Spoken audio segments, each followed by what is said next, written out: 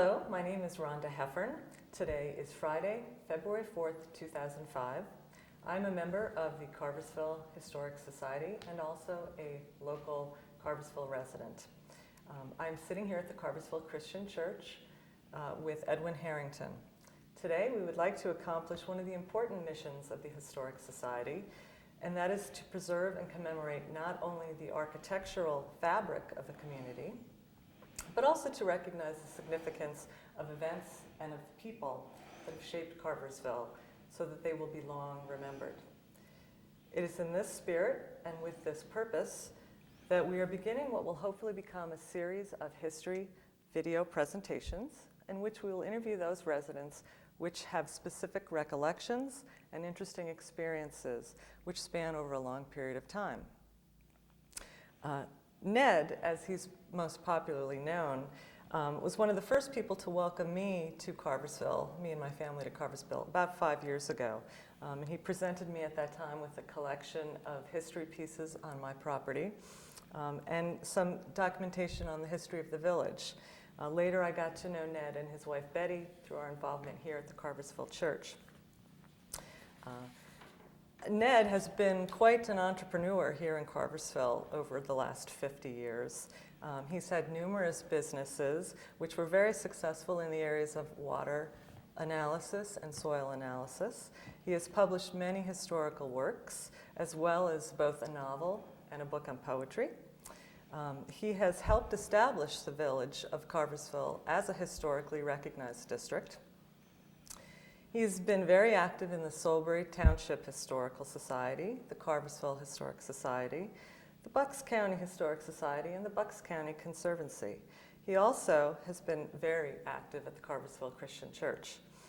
These days, he's busy writing accounts of all of the historical properties here in Carversville and in the surrounding districts, and even fits in time to write a weekly column of potpourri, if you will, for the local newspaper, the Gazette, which he calls Sweepings. Good morning, Ned. Good morning. Nice of you to be here today. Thank you. It's a pleasure. If we can just get started, maybe you can tell me a little bit about your early history, where you were born, your family life. I was born in Mount Airy in Philadelphia, where my parents had a fine house which they had built for themselves. I was the fourth child and last. They thought I was going to be Catherine, and I fooled them. Mm-hmm. And my mother shut down the factory after that. And when I was about 10, we moved to a farm in White Marsh, or Fort Washington. And that's where I really was raised and learned a lot about farming and gardening. Uh-huh. And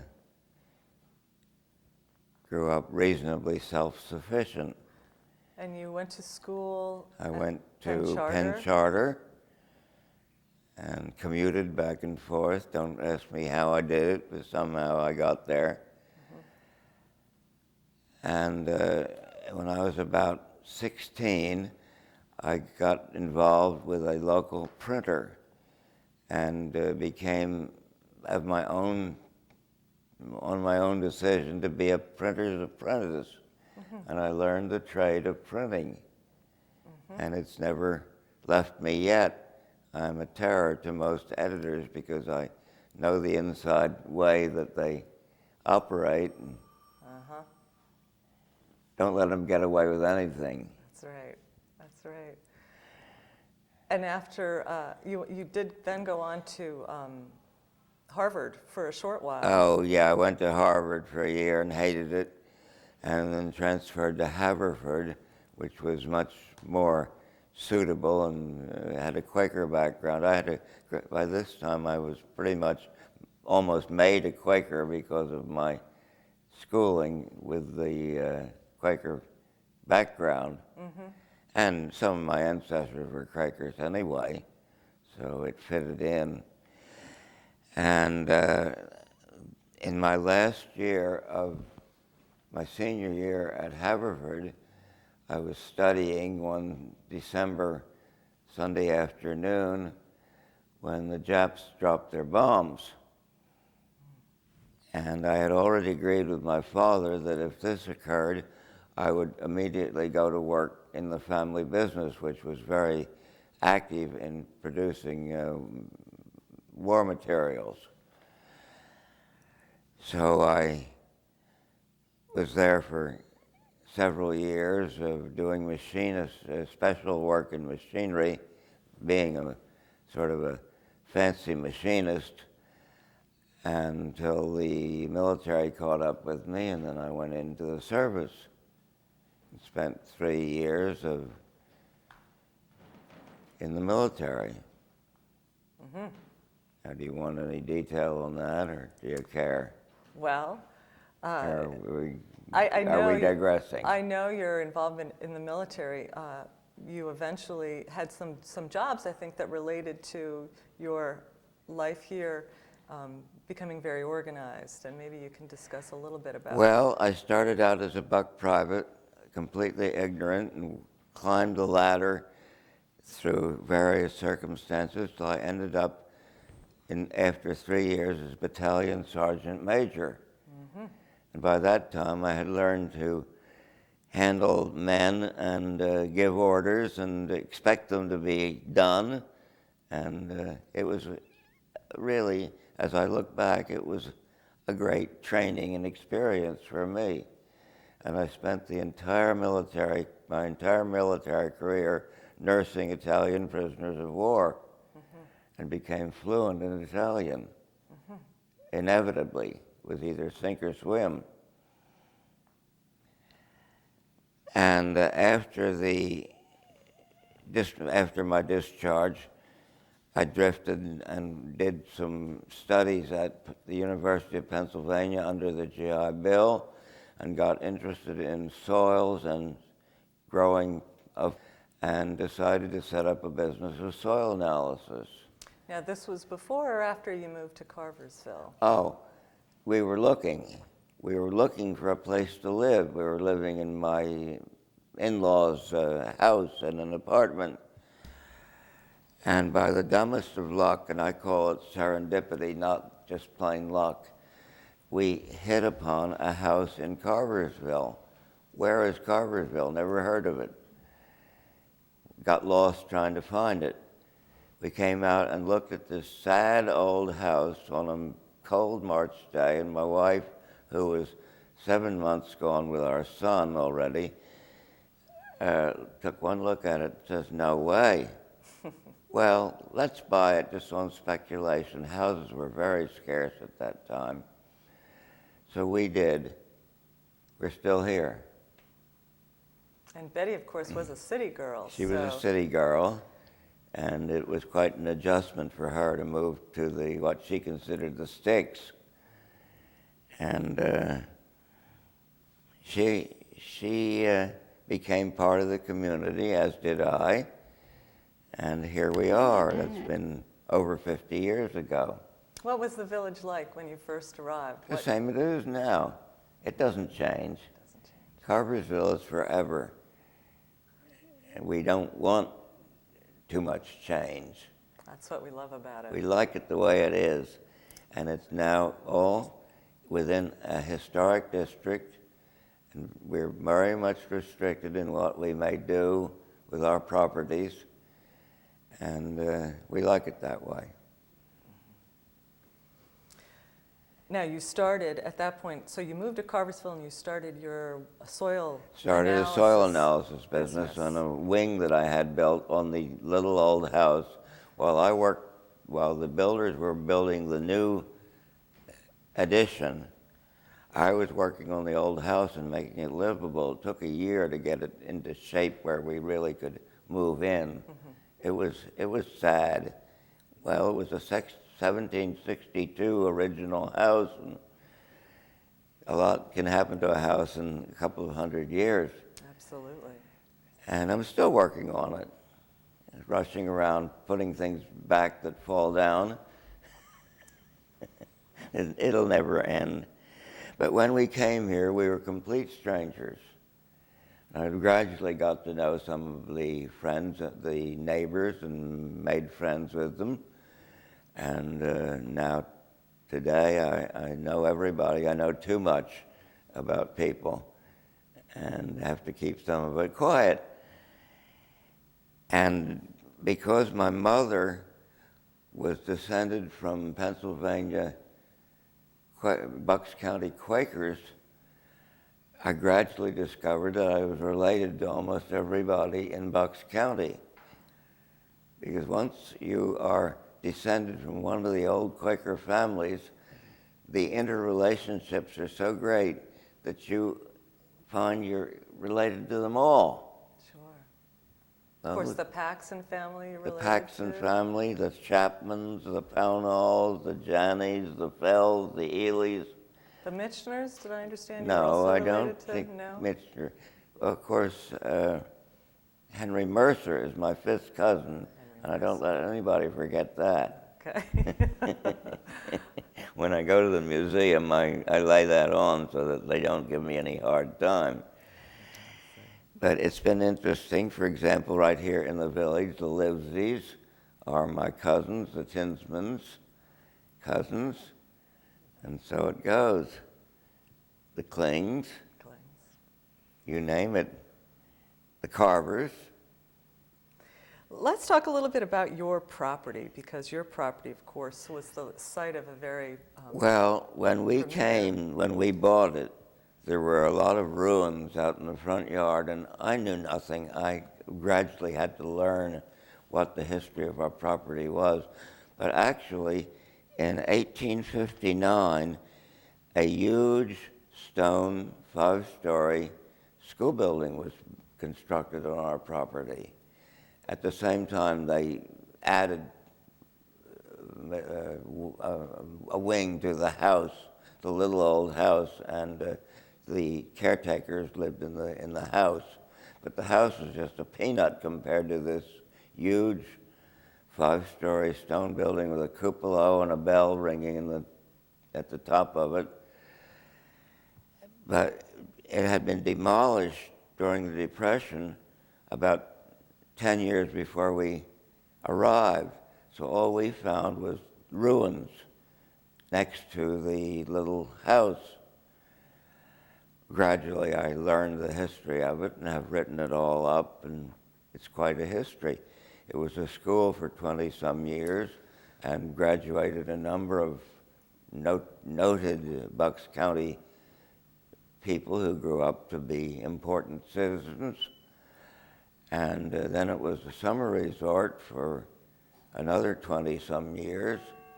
And that was called the Hillside Resort? It was called the Hillside Park. Hillside Park. And so I call the property Hillside today. And as I understand it, people used to come from people all parts came from of the all area over, from New York, Philadelphia, other countries. to vacation here. It was one of the great vacation spots until gradually the Poconos and the shore took over, and it went into decline and suffered an auction. I can't think how many times our property has been auctioned along the way, just to financial disaster. Of course, the stairs are still remaining. And the big steps at the foot of the hill are still there that went from the village up to the big building. Mm-hmm. And I have marked out the location of the building with ground level white markers, so you can see exactly where it was located. Mm-hmm. It's hard to believe that this thing was out in our front lawn. It was an amazing structure. Yes, I've seen it pictures. was indeed. So it was of course, we have many pictures of it. It was the Normal Institute first. Excelsior Normal Institute was its name when it was established. And then it was the Hillside Park.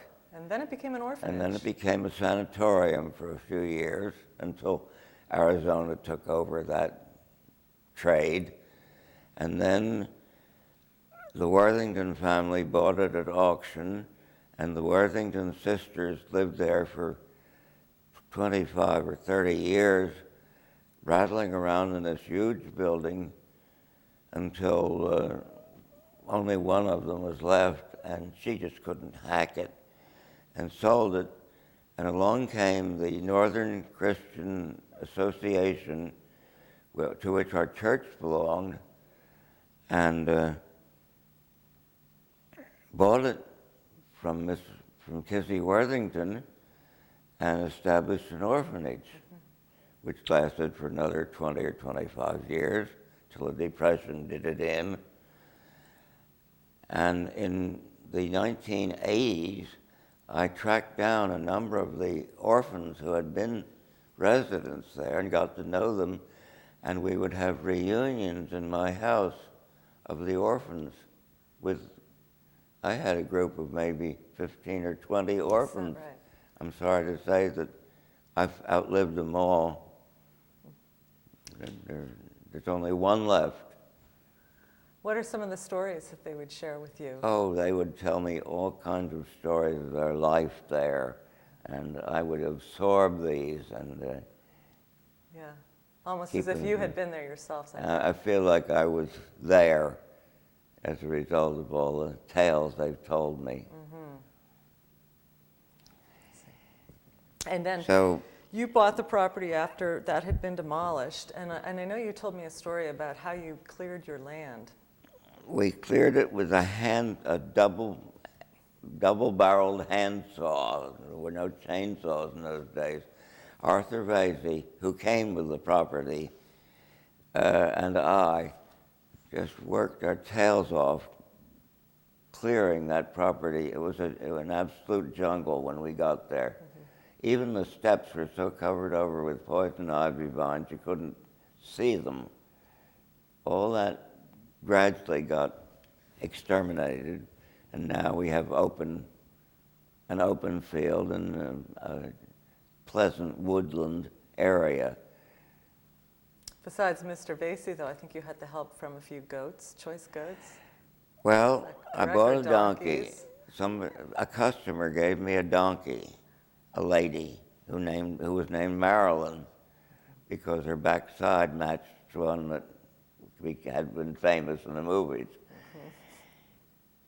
And we got Marilyn a husband who was Stonewall Jackson, and one thing led to another, and I ended up at one time with a herd of 12 to 14 donkeys. And also, one day Arthur and I were sweating away at the jungle, and he stopped and he looked at me and he says, "You know what we need? Goats." So we went to Rice's sale and came back with 6 goats, who promptly went to work and helped us with the cleanup job. In fact, they cleaned up some things that we didn't want them to, including the woodwork on the barn. So we have experienced many years of donkey friends and goat friends and sheep, a flock of sheep that I picked up somewhere along the way, and running out in the middle of the night and grabbing lambs that had been born in the cold and taking them into the barn. How we did it all, it amazes me to death. I think you told me also you had heard some noises that you thought were ghostly apparitions. Oh, we have a ghost. Yes. The ghost of Lindsay Johnson, the old geezer that was superintendent of the orphanage. Everybody hated his guts. And he was a martinet. And he used to take the kids into the lower level of what is now our house and beat them with his leather belt, discipline them. And all my 2 children and my wife and I all independently say we have heard the furniture being moved around in the middle of the night downstairs. And we think it's the ghost of Lindsay Johnson moving the furniture back so that he can get at the kids to whip them with his belt. Makes a good story anyway. I bet it kept your kids in line for a number of years. They didn't want to go downstairs in the middle of the night Yes. and meet to Dominique Johnson. Now, life in the village, we have just a few properties that really comprise our village. There is, of course, the Carversville Inn, which started out as a hotel back in 1813. 1813. Got its liquor license in 1815. And poor Isaac Pickering fought for 2 years to get the license, and finally it arrived several weeks after he died. But the hotel has been going strong one way or another ever since, under many different ownerships. And your house, Rhonda, is one of the traditional houses of the village, like ours, which has been there for a long time and is noted for its style and class. There are about 60 old houses in Carversville that predate 1900. I refuse to enter the 20th century in my research. I stop at 1900. That's a good cutoff date.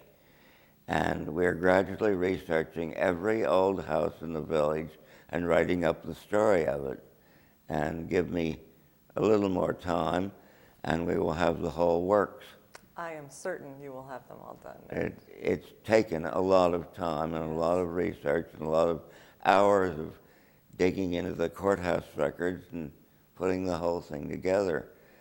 But that's what we're working on right now. And of course, we're doing many other houses in the township because somehow I've become the unofficial township historian and dig into the history, the story of all the old properties. And you won't believe it, but there are over 400 old houses in this township alone. We have history. Quite a population of settlers out here, right? And then people will say to me, you know, I live on a Penn Grant. And I have to let them down by saying everybody lives on a Penn Grant. Because all the original 41 tracts of Sulbury Township were Penn Grants, either from Father William or from his half-baked sons. Ned, tell me a little bit about some more of the history of some of the structures in the village. I know at the end there has been, wasn't there an antique store on one side or a lamp store called Charlie's Girl? Charlie's Girl was in one side of the hotel for a few years. There have been several antique stores that have come and gone. There is only one existing today, which is in the big building that encompasses the store and the post office, and it's Bob Kling's shop and antique business. He owns the whole complex of the store. There was a blacksmith, a wheelwright, a cabinet maker, a coffin maker. A number of other trades have come and gone, and 3 or 4 grocery stores along the way. And of course, the Carversville Church is a center of the whole community. And then the Presbyterian Church came and went over the years, our competition. And that church is now a residence? Now it's a residence, yes. Just It across died the in way, 1929 during the Depression years. And the first building was the mill, not the building that you see today, but an earlier structure on the premises of the carvers, what we call the Stover's Mill in the village. And the first house was adjacent to your house, was where Ebenezer Lodge built. He was the first homesteader in the village. His house burned, and then your house was built by the Stover family just next door to the ruins of the burnt house. If you dig in your front yard, you'll find the foundations of the old house are still there. And you have a piece of woodwork with a date on it, I believe. yes. Came out of that old house. Yes. Ours was the second house, 1762, built by the Walker family.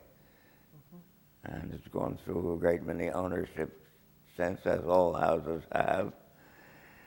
And gradually other houses were built. Thomas Ellicott built 2 houses on Aquatong Road, and little by little it became a community. And the center of commerce, the commerce of the community And was really... a commercial center. And a lot of traveling salesmen and a lot of businessmen came and went through Carversville, and the hotel put them up for the night. The ladies up on the 4th floor entertained them. That's a story, that when one of the ladies found she was in trouble from her entertaining enterprise, she would go across the street to Dr. Brugler, and he would take care of the problem, I see. to put it delicately. Mm-hmm. Dr. Brugler was a people and animal doctor. He hated dogs and cats and would regularly poison any dog or cat that came on his property. Which property was that? That was where the Connors lived today. Okay. 3 houses up from the store. Okay. Very interesting. That's one I hadn't heard before. And my right arm, Arthur Vasey, who sort of came with the property, lived in the house next to that one. Actually, it's between the store and what's now the Connor house. And Arthur Vasey worked for me for a number of years, on and off, it's part-time, and became my manager.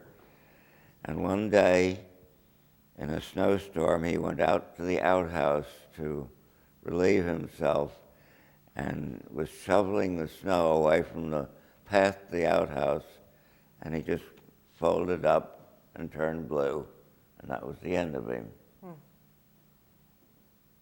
He had a heart condition, and that finished him.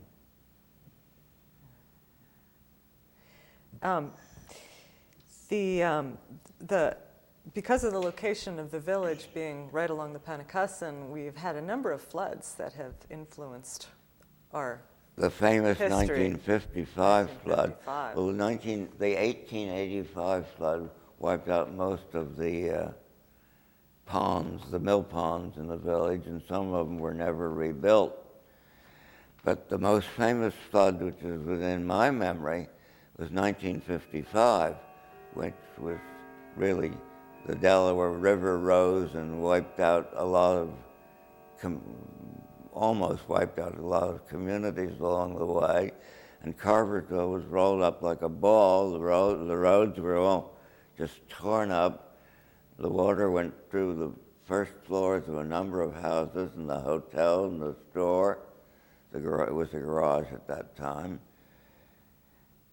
And I had a Jeep, which was my mode of transport, and I had left it down beside the garage that evening before for repairs, and the flood went through in one door and out the other.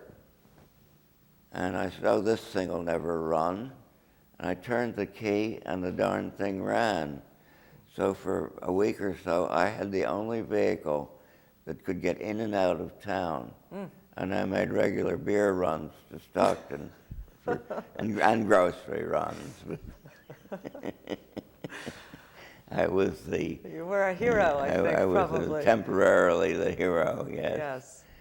But the 1955 flood changed my life because I was doing a little bit of water analysis as a sideline to my soil analysis business.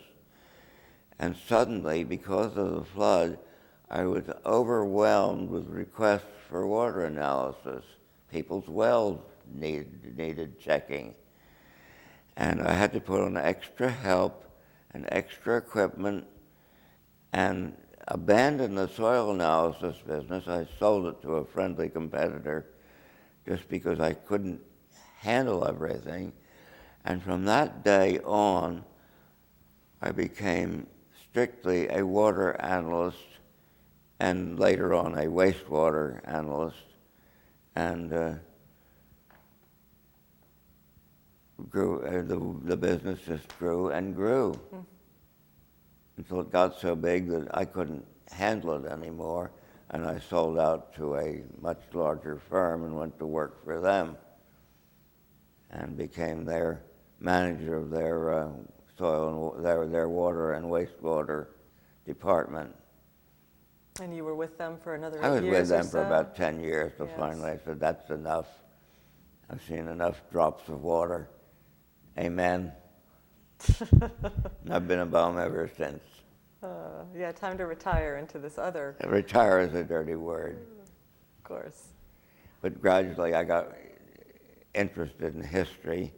I wrote the history of our property, which is only a little 300-page book, which encompasses the entire area of the village. And then gradually I shrunk the story down from 500 acres down to 10 acres, which is our property, but describing everything that went on around it. So it's really sort of a story of the community. Mm-hmm. And then I got hooked on the history of this Carversville Christian Church, and developed gradually the story of its background, how it was established and how it grew. And it took 10 years of research and traveling and corresponding and talking to people all over the country, going to New England, going to Boston and digging in the library there, and gradually put together what became a 600-page book on the history of the Carversville Church. That kind of got me hooked. And then I worked on a history of the village, starting in the early 1700s, and brought that up to 1900, which was enough. And that's a 3-volume book. So, and then I began to do other histories in the township and have developed maybe a series of 20-some books on history in the township, properties, villages, events, and they're all available. They're all for sale to the public. If it hadn't been for you, Ned, I don't know who would have recorded and unearthed all this information, but I know everybody is so grateful for your contributions and time in that area. I just kind of got hooked on it. And now I have 3 lady assistants who are working with me. Mm-hmm. God bless them. And they're smart. They're not only learning the trade, but they're starting to boss me around. It's a good thing because I was getting overwhelmed. I can imagine. And I needed... Well, it's a big task to try to conquer all of them. And we'll never finish. 400 houses. We've got about 200 to go. When you moved to Carversville, the mill building was owned by the Livesey family, is that correct? The Livseys were the last operators of it as a grist mill. It was still operating at that point in time. Mm-hmm. In the 1960s, they sold it and it became a residence. Mm-hmm. And they sold it to? Raymond Barger. The Bargers. Who was a sort of a half-baked sculptor, kind of a character. And he rebuilt it to suit himself, and I would say he didn't do it any good. And now there's a gentleman rebuilding it again, and we wonder when he's ever going to finish. But it's a beautiful property. But it's a beautiful property. Yes. The original mill burned in 1894 when Henry Stover owned it, and he rebuilt it with a mansard roof that you see today. Yes. The Stover family was nuts on mansard roofs. Your house has one. The hotel has one. It was his style of architecture. And the building in between our property and the mill was once an apartment That building. was an apartment for building the which housed mill the mill workers. hands, which is now a residence. Also has been thoroughly renovated. All these old houses have had to be renovated because they were pretty shaky in their original condition. And was the Priest property next to the mill, what was that when you That moved was into a blacksmith shop. It was a blacksmith shop originally. Harvey Funker's blacksmith shop for many years. I can remember Harvey doing a little blacksmith work for me in my early years here. And then he sold it, and it became a lodge hall for the Oddfellows, and for a number of years. And then it was converted to a residence. It's gone underwater a few times. A few times. I've seen it, yes. The famous story, during the 55 flood, the pool table was floating around in the water on the first floor. Really? And of course, the site of the current post office is now in the general store, which has had a number of different The incarnations. general store was built as the livery stable for the hotel. And it lasted there in that usage for many years. Then it became a commercial garage for an automotive garage.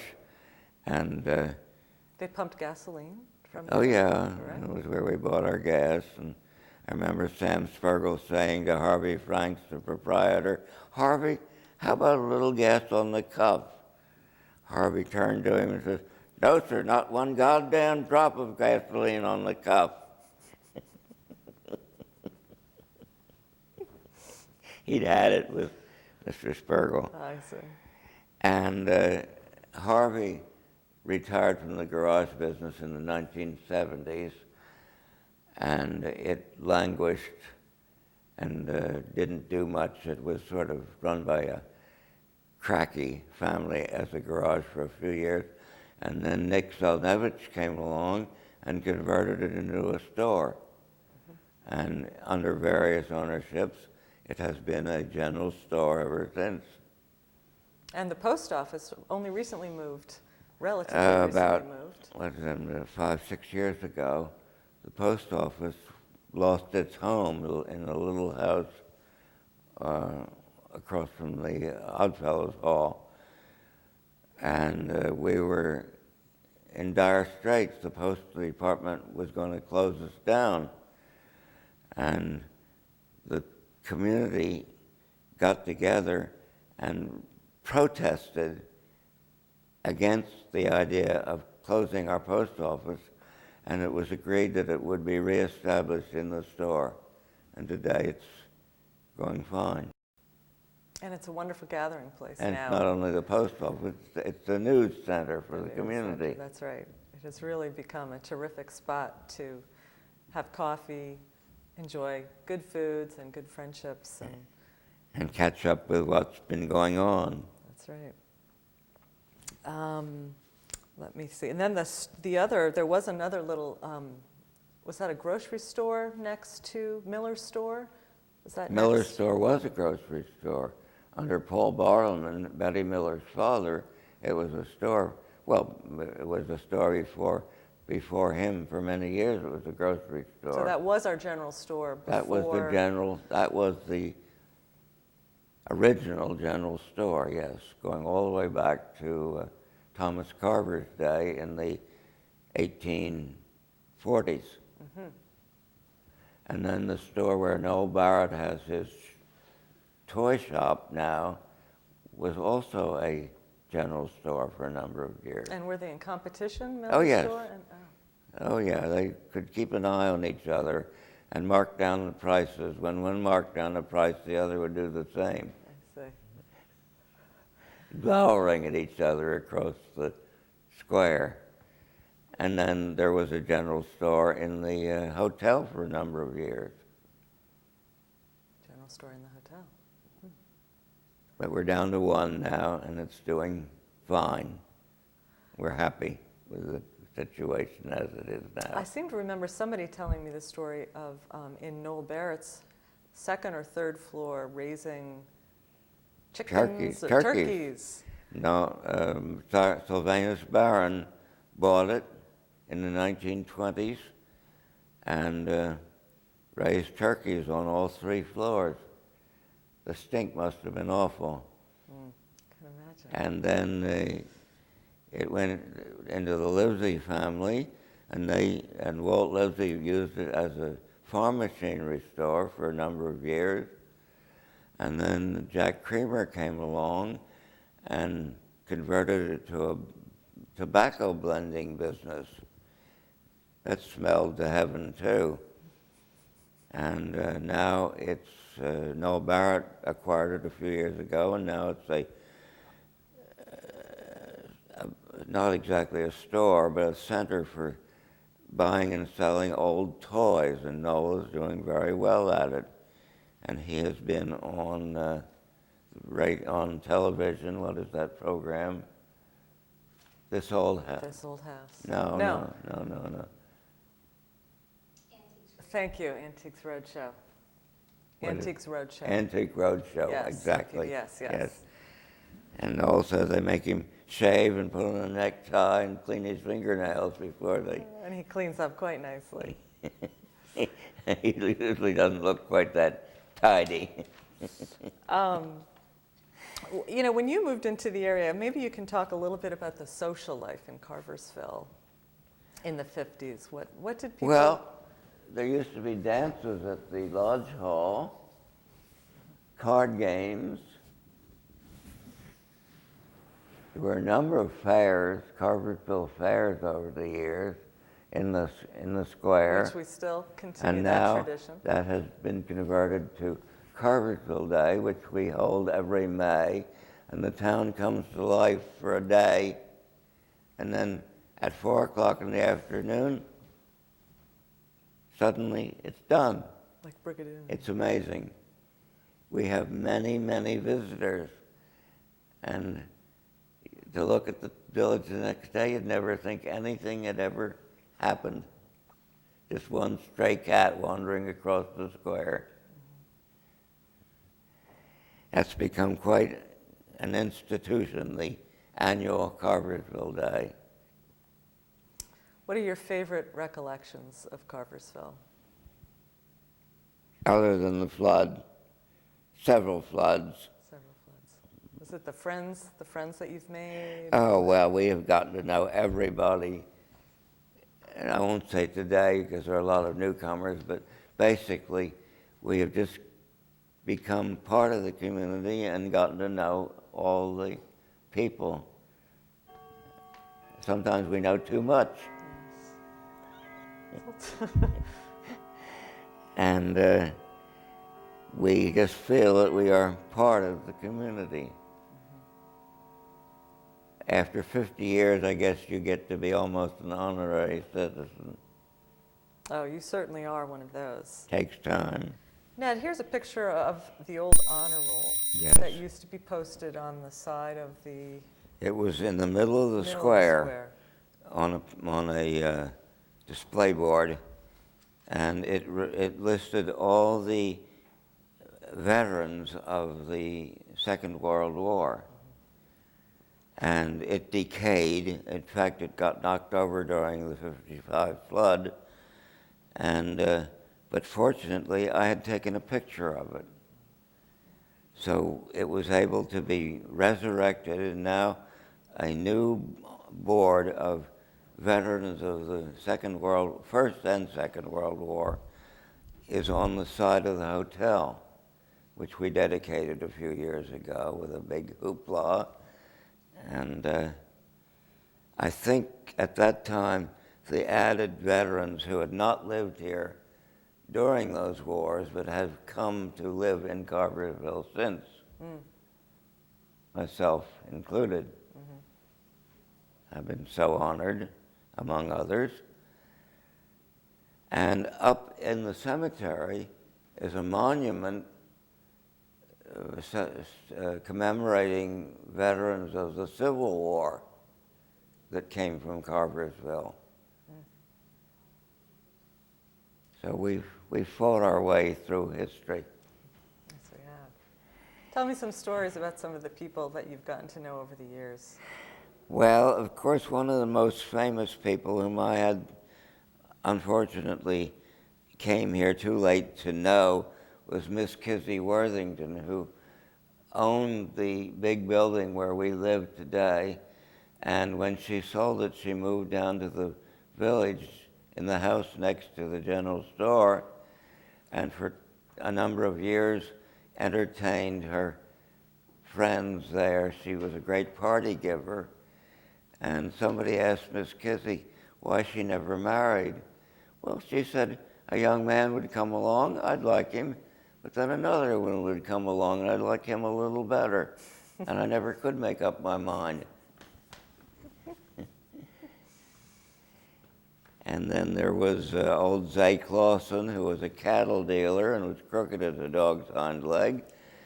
And he lived up at the far end of town, but was quite a character, was pretty generally disliked by the common man.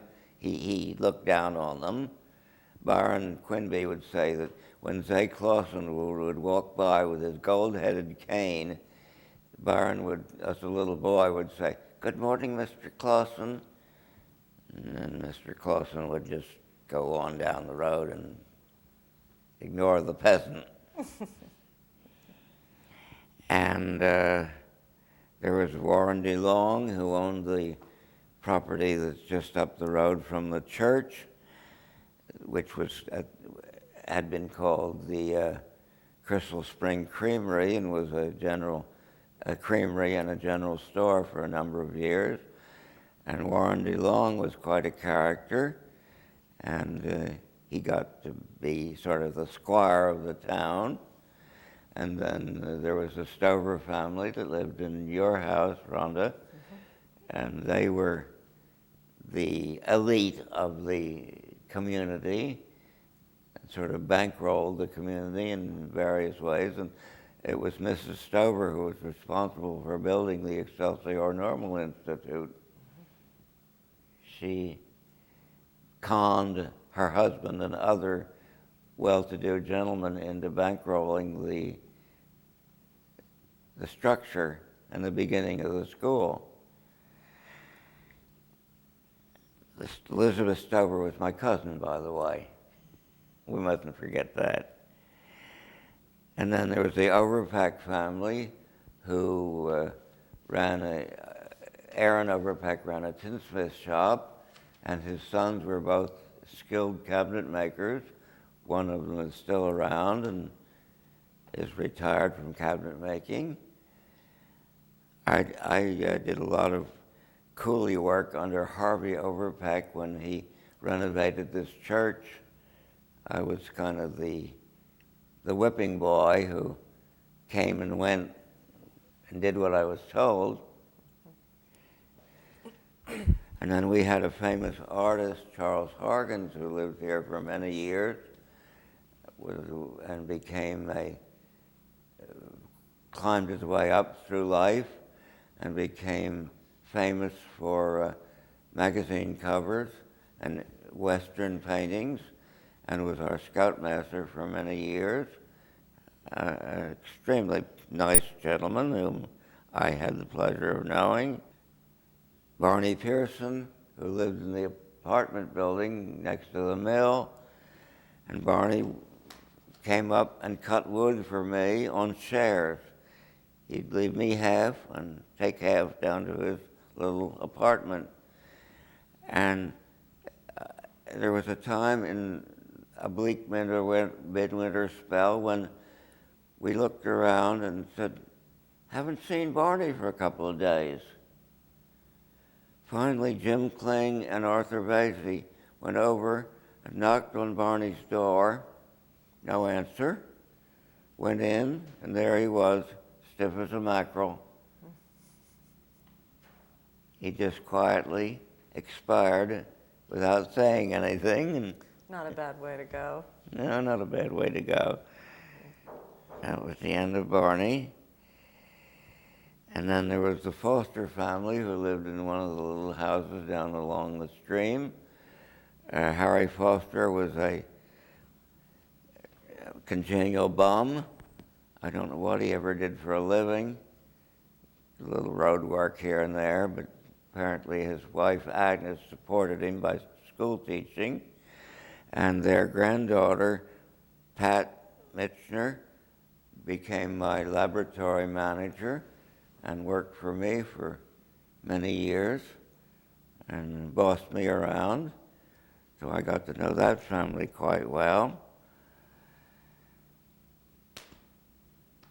And then there was my neighbor across the street, George Shaw, who bought that big house, which had been the house of the superintendent of the Normal Institute originally. And George Shaw lived and cared for that property for a number of years.